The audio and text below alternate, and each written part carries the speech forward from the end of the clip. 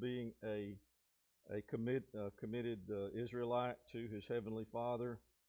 And yet there is something that takes place when he hears of the condition of his homeland, when he hears of the condition of the city of Jerusalem. In chapter 1, we're introduced to Nehemiah's place as cupbearer. We're also introduced in chapter 1, verses 2 through 4, of how he is troubled by what he hears about the city of Jerusalem and what the state of the city is. So let's just begin chapter 1, verse 1. And if somebody would read through verse 3, please. So just read 1 through 3.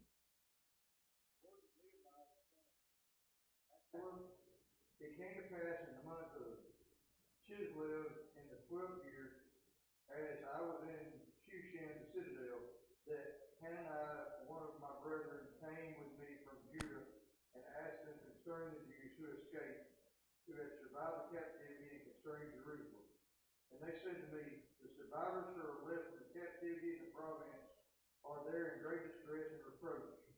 The wall of Jerusalem is also broken down and its gates burned with fire. Okay, that's pretty saddening news to Nehemiah, isn't it?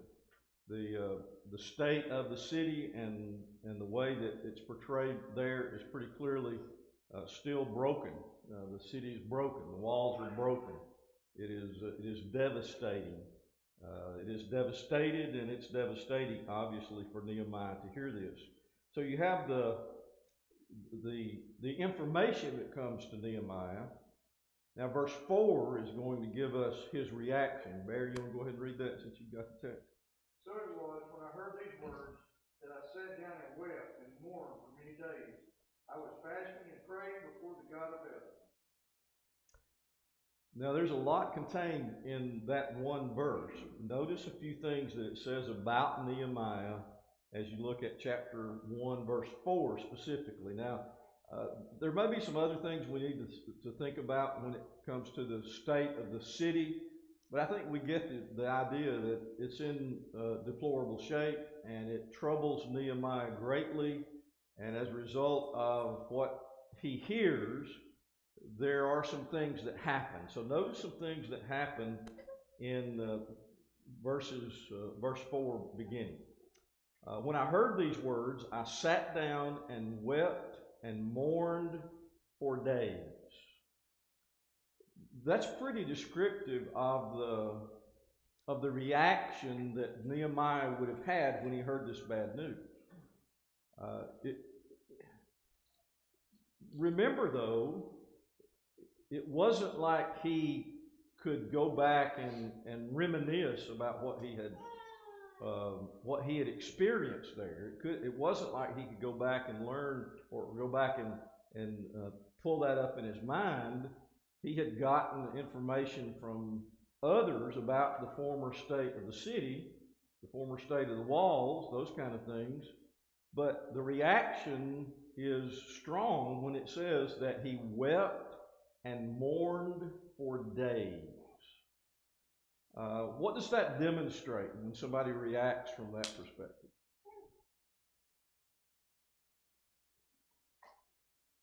He was hurt. He was in pain, hurt, Brokenhearted. brokenhearted. Yeah, both. I think all that goes together.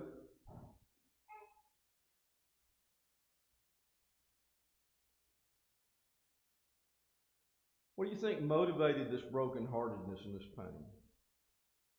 Was it because he had lost anything, or because his parents had lost, or folks that he had talked to had lost everything they had ever owned? Was that the source of his pain, you think?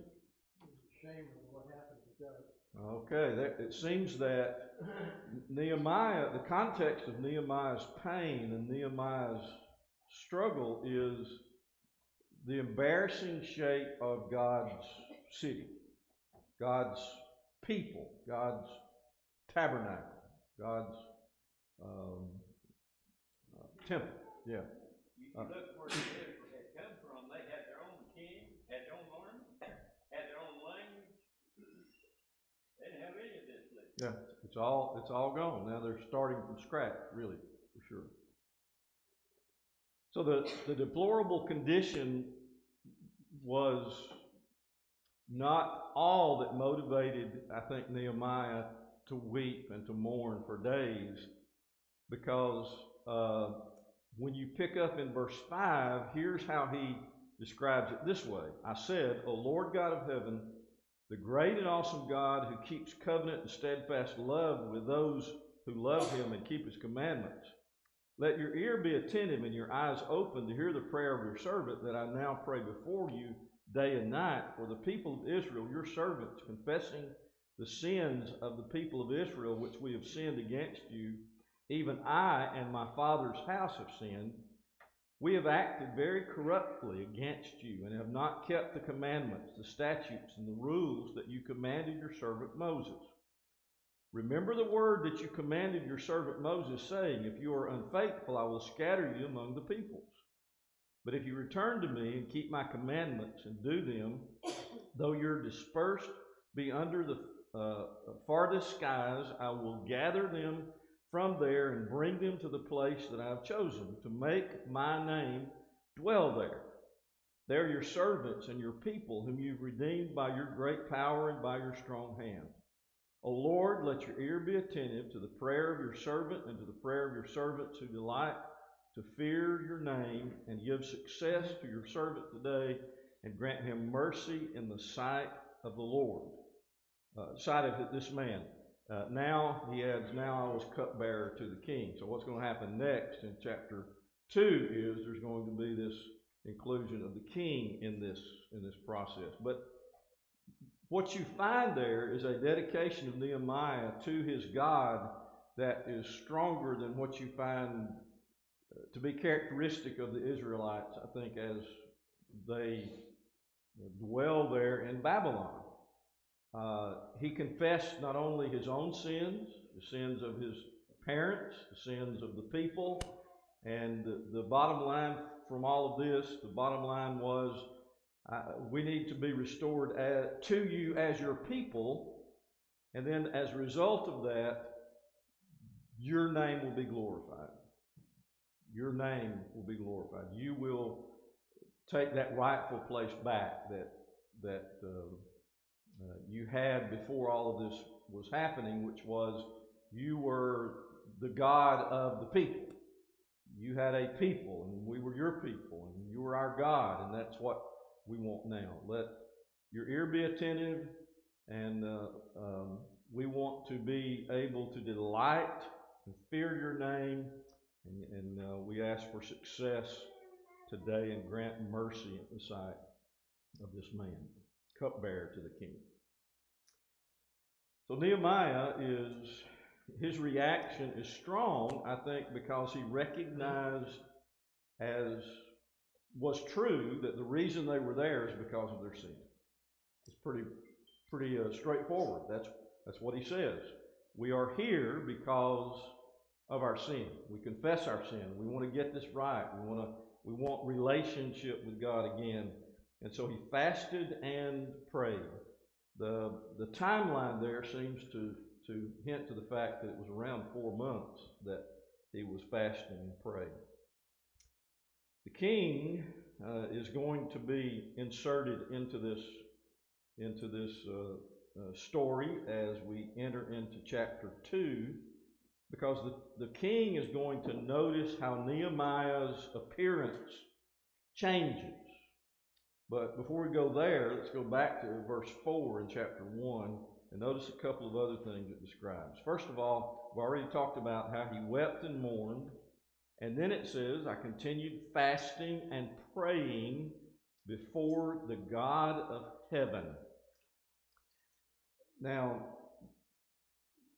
the inserting of that, I fasted and prayed before the God of heaven, does that have to be there? Does that phrase actually have to be there? I mean, when I say I fasted and prayed, don't you kind of assume that was my focus? Wouldn't you assume that? So why does he add that phrase? Why would you add that phrase? I fasted and prayed, I mourned, I wept, I fasted and prayed before the God of heaven.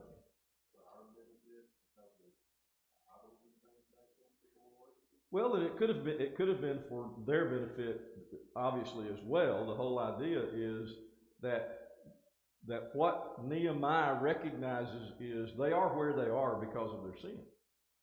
And so now he's weeping and he's fasting and he's praying, and the mourning that is being delivered there is obviously in the presence of God. And it's later on he's going to obviously tell us when you begin in verse 6, verse 5, he's going to begin this prayer to God, and obviously his focus is on that relationship with God, which hadn't really been, had it? Hadn't really been. They've been kind of lollygagging along now in captivity, and what lessons did they learn? Did they learn their lessons?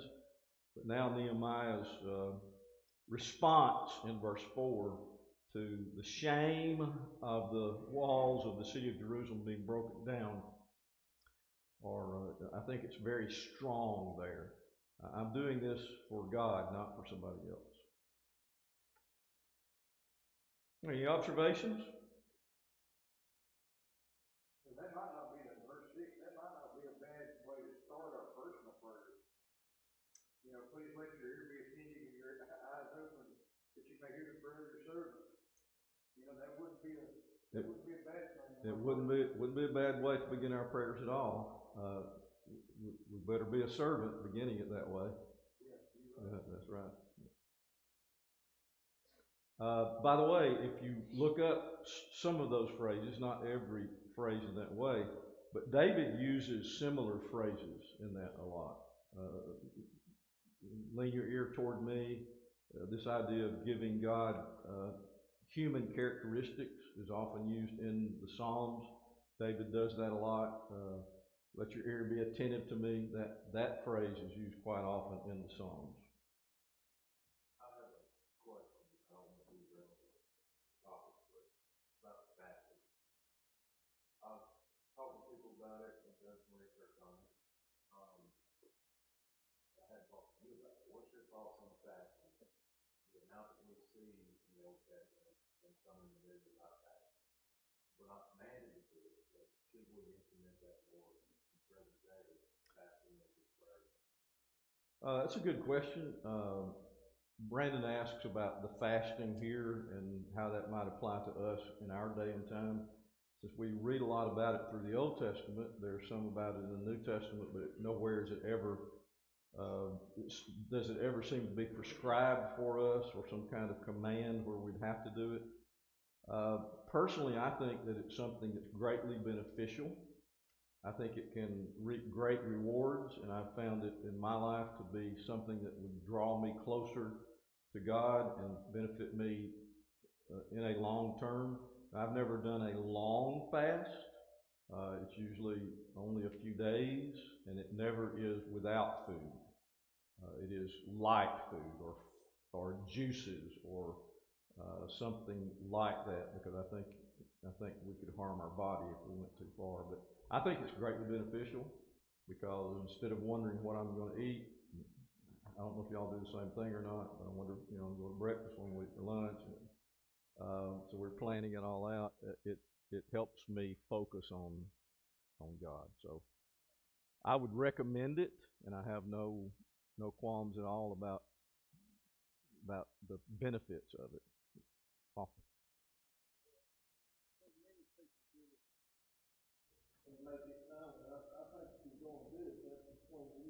Exactly. Yeah.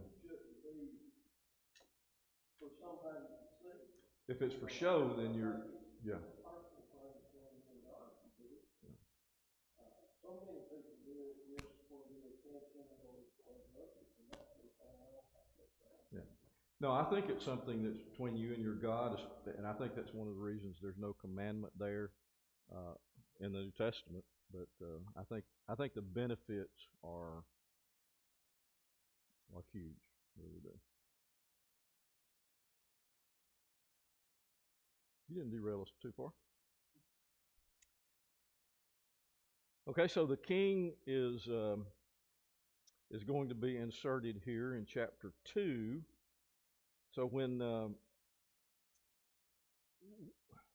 Nehemiah does this, that he does there in verse 4, uh, the response to the news that came from Jerusalem, um, it obviously changed his countenance. It changed the way that he appeared to the king. Now, the downcast, the troubled heart, uh, those are those are easy to see, aren't they? I mean, we can cover those up, but if you hang around somebody very long and their heart is heavy, you're going to see it in their countenance. I think we can probably hide it while we're here on Sunday morning and as we're heading out. Hey, how you doing? Great, doing great. We can hide that for a period of time.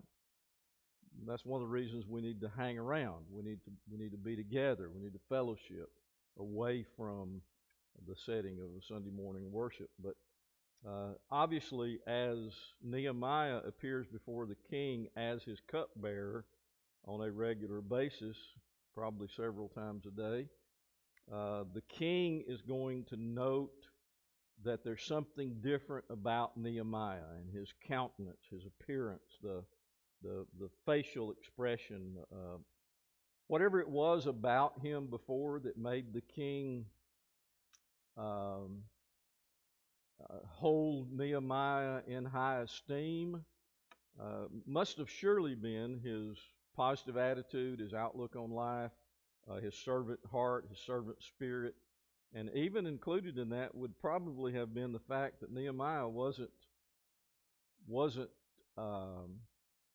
shy about discussing things like what he's about to discuss with the king, though this is a very strong request that he's going to make. So let's just look at it and read some of these passages.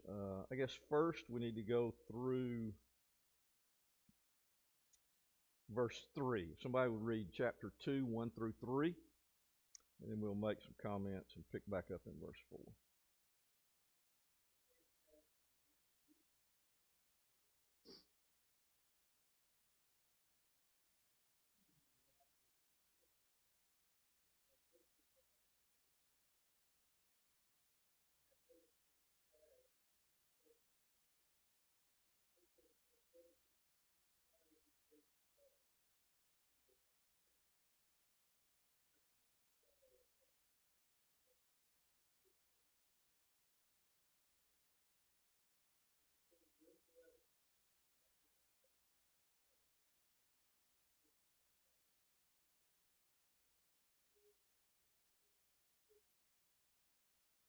Okay. Now, as you stop right there at the end of verse 3, this interaction between Nehemiah and King Artaxerxes is one that, when we understand the setting that it's in, and as Nehemiah is a captive and he's the servant of the king and he's the cupbearer of the king, he is not of the nationality of the king. He is, as are the other Israelites, servants. They are in bondage. We often refer to it as Babylonian captivity. So the whole idea there is that they are in that situation. So you put Nehemiah, the servant to the king, the cupbearer to the king, and the king recognizes his countenance, his sad face. And when the king brings it up, there is a statement made by the king where he says, "This is sadness of heart," and then following that, Nehemiah says, "Then I was very much afraid." Why would Nehemiah be afraid at that moment? The king has recognized his sadness. He's recognized that if you're not sick, then there's something else going wrong, and obviously it's a condition of the heart. Um, it's sadness of the heart, as he describes it in the English Standard Version. Then I was very much afraid. Why was he afraid? No. I think in Esther, it talks about you didn't go in the palace with sackcloth. Yeah, with anything that might displease the king or put him in an uncomfortable situation, it could mean death, right? You didn't come to him without his beckoning you. You didn't go to the king with some frivolous complaint. And if you're the servant and he recognizes that you are not happy to be in his presence, Foreigner was the cupbearer anyway. exactly. His responsibility was. He had to have already had some more reputation, because that had to have been someone the king trusted and knew was going to be loyal to him above anybody else. Basically, he was there to make sure the king didn't get poisoned. Mm-hmm. He was guarding everything to make sure nobody put poison in it, and even at times testing it before the king drank it. Mm-hmm. And, you know, for the king to notice a change in his disposition, maybe he was thinking, you know, does the king think I'm up to something? Mm-hmm. Yes. So there are a lot of things at play here, and I'm glad Ryan brought up the idea of the fascinating situation that Nehemiah finds himself in, because he is the cupbearer to the king, and he has the king's life in his hands. And let's not ever forget what I said before, that he's not of the nationality of the ones that hold him captive.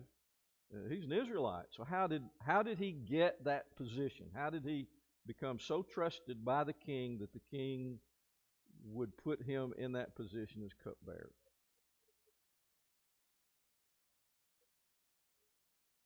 Mm-hmm. Yeah, I think it's just amazing, as you mentioned, how Nehemiah is actually even in that position. Well, again, yes, Nehemiah had to have been something special, but obviously this is in God's plan too, because what's going to happen now is that Nehemiah is going to lead this group back to Jerusalem. So it didn't just happen, obviously, but Nehemiah had something that was a draw to the king to put him in that situation of being a.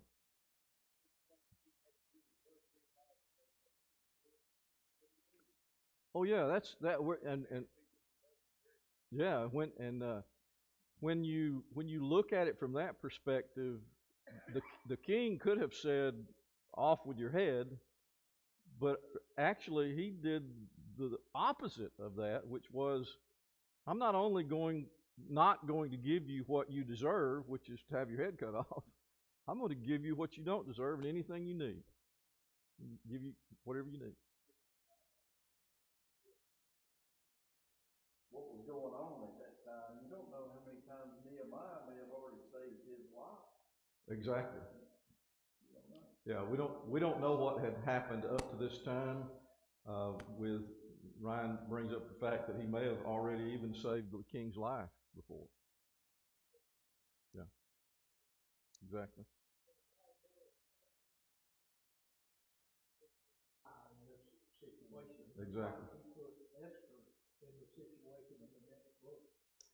Well, and we could do a very long Old Testament study of how many times God put a person in the right place at the right time. And you mentioned those, Tommy, and it goes back to Joseph. All these people that God has put in that right place at the right time to preserve his nation. Yeah, Nebuchadnezzar, he didn't know it. He was a pagan, but he was still being used by God's.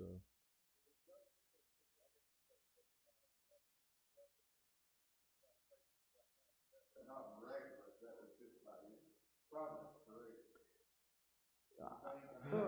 Yeah, I think there's this fine line. I don't know where you cross when you talk about, especially when you're talking about Old Testament maneuvering.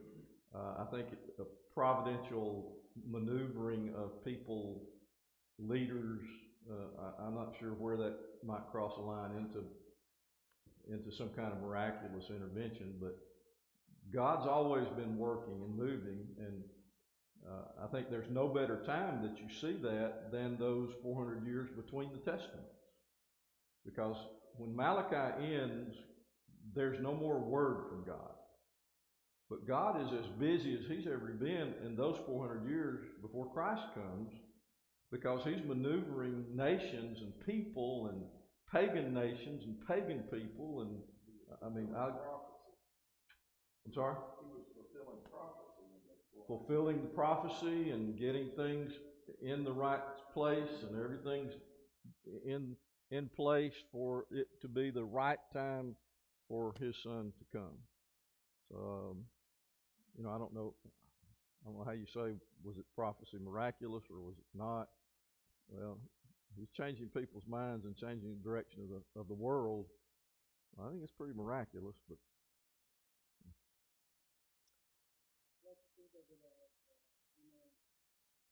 a person who's a follower of God, in whatever position that person is going to act differently than what people would say, simply because that person lives in God through his or her life. mm-hmm.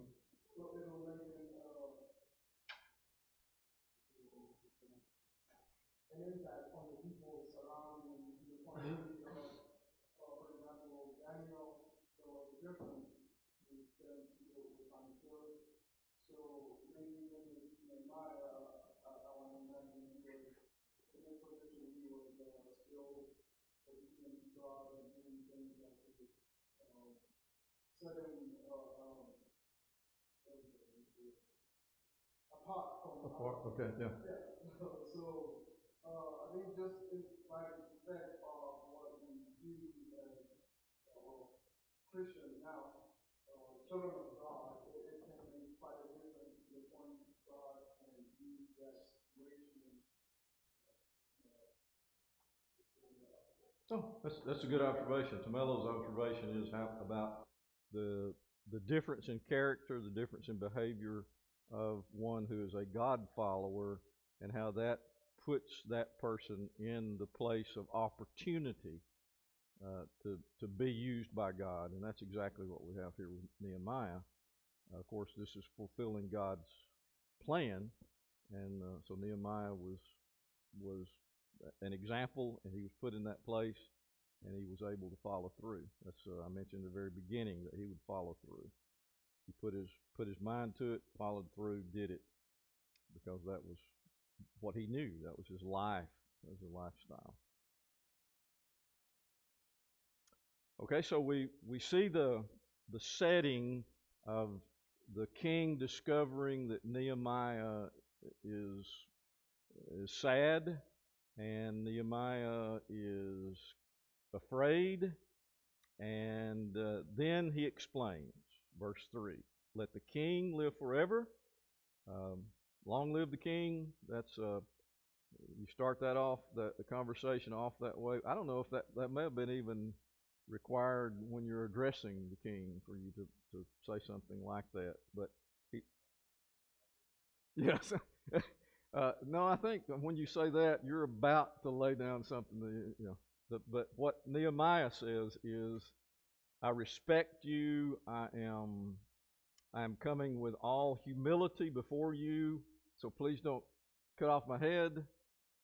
May the king live long.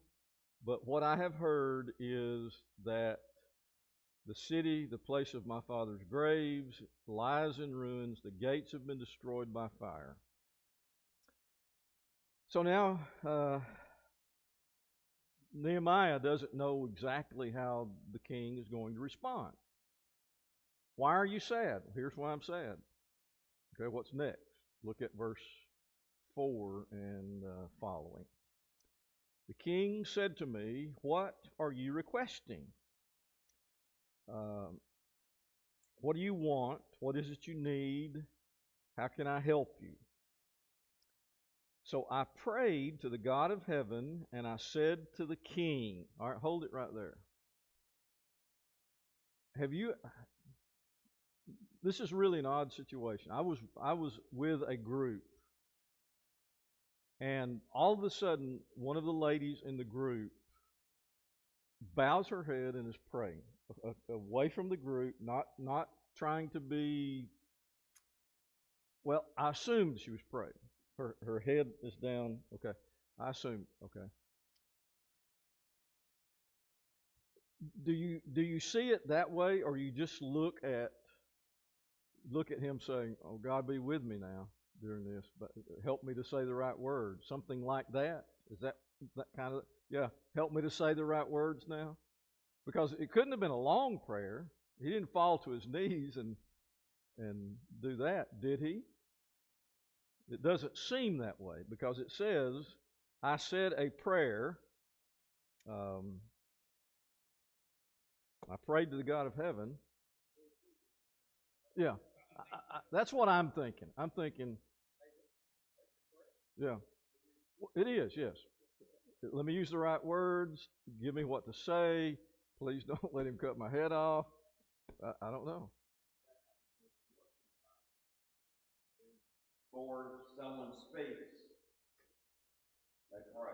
Okay. And I think the whole thing is, okay, God, I want to say what you want me to say. Mm-hmm. I think you're right. I think that's exactly it. Now, let me go back. Go ahead. Your will be done. Yes. Take charge. I think I would be saying, well, you take over. I don't know what to do. So let me go back to the gathering. Something very simple, very straightforward. Yeah. So later on in that group, I learned that the young lady who was praying about how she was going to approach one of her sisters about sin in her life. I thought, wow, I hadn't heard that. I don't think I've heard that in my 30-something years of ministry. That somebody's actually praying about what they're about to have to do in that gathering, or at least as a part of that, not in the room with everybody, but she's got to approach a sister who's in sin. So I think Nehemiah didn't do that. I don't think he necessarily hit his knees or said, closed his eyes and bowed his head or whatever. But I think that's something that we do. At least I think as Christians, that's something we ought to do a lot. Help me with this. God, I know you're with me. I know that you're in control, and I need you now. I think it should be. I know it should be second nature to us, and it as Christians. Yeah.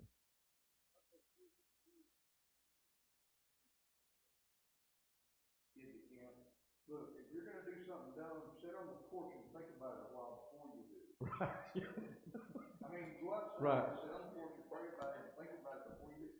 You know, if we do that, a lot of times we won't do the dumb things. That's true.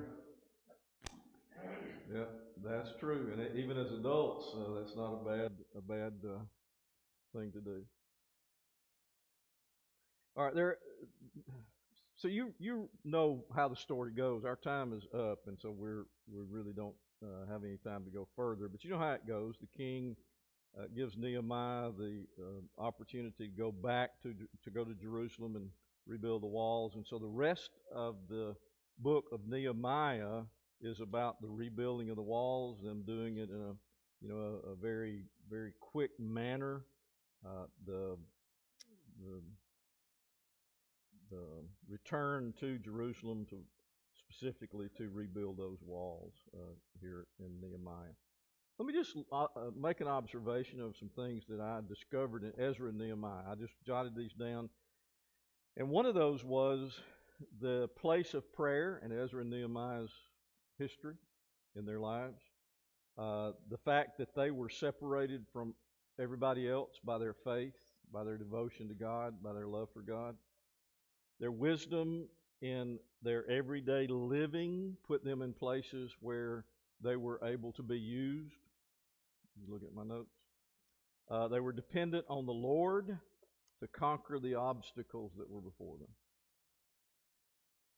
Worship, the importance of God's Word in their lives, Ezra and Nehemiah. Do you find it interesting that they both